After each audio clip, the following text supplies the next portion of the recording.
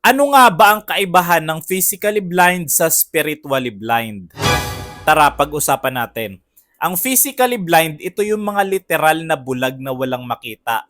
May diferensya sa mata, may problema sa mata.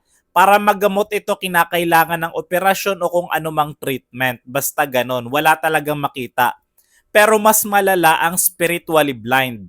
Ang spiritually blind, hindi niya nakikita yung kanyang kasalanan, hindi niya makita yung katapatan at kadakilaan ng Diyos, wala siyang pakialam patungkol sa Panginoon. Ganon ang spiritually blind dahil nabulag siya yung kanyang isip at yung kanyang puso. Nasa isip at puso ang problema. Nabulag sa mga pleasures ng mundo, sa pera, karangyaan at ano pang mga material na bagay na ginamit ni Satan para mabulag siya. Yun yung tinatawag na spiritually blind. At ang lunas dito ay syempre liwanag mula sa salita ng Diyos.